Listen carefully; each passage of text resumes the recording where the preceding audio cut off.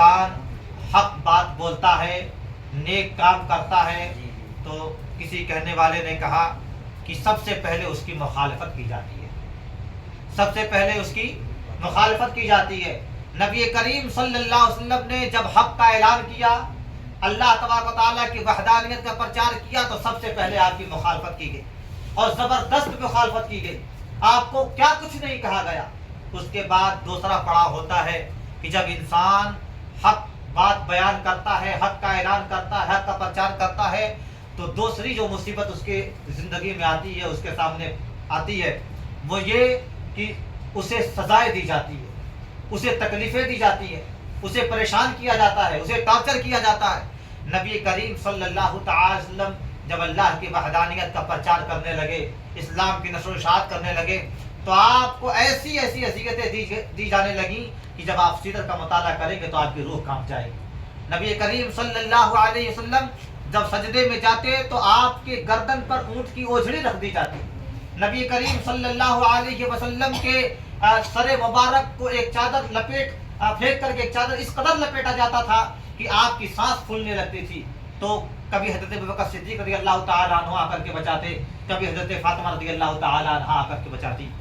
اور جب یہاں سے بھی نبی کریم صلی اللہ علیہ وسلم نے صبر کا دامن نہیں چھوڑا، تو کافروں نے کیا کیا؟ آپ کو خریدنا شروع کر دیا۔ نبی کریم صلی اللہ علیہ وسلم کی بارگاہ میں آئے اور کہا کہ اے محمد صلی اللہ علیہ وسلم، اگر آپ چاہتے ہیں دولت تو ہم آپ کے قدموں میں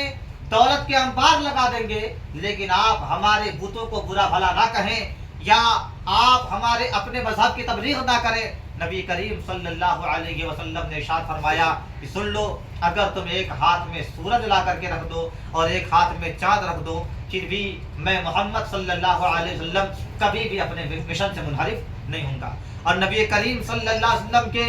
اس الفاظ کو اللہ تبارک و تعالیٰ نے اس قدر محفوظ کر لیا کہ نبی کریم صلی اللہ علیہ وسلم کی انگلی کے اشارے سے چاند کو بھی چیرا اور آپ کے اشارے سے سورج کو بھی پلٹایا۔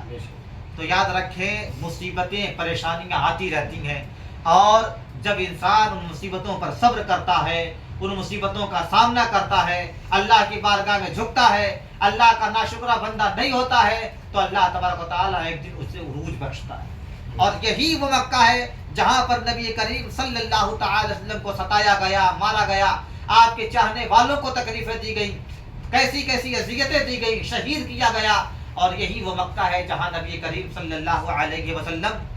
پورے فاتحانہ شان و شوکت کے ساتھ مکہ میں داخل ہو گئے، اور لوگ جھنڈ کے جھنڈ مذہب اسلام میں داخل ہو رہے ہیں۔ یہ اللہ تبارک و تعالیٰ نے آپ کو عروج بخشا، نبی کریم صلی اللہ علیہ وسلم کے صبر کا آپ کو پھل ملا۔ یاد رکھیں کہ کبھی بھی ہم پر مصیبت آئے، کبھی بھی پریشانیاں آئیں، تو ہمیں اپنے سے بڑوں کا، اپنے اکابرین کی تاریخ کا مطالعہ کرنا چاہیے۔ یہ جو مہینہ شروع ہوا محرم الحرام کا، اس مبارک مہینے میں بھی اللہ کے رسول صلی اللہ علیہ وسلم کے خاندان کے چشم و چراغ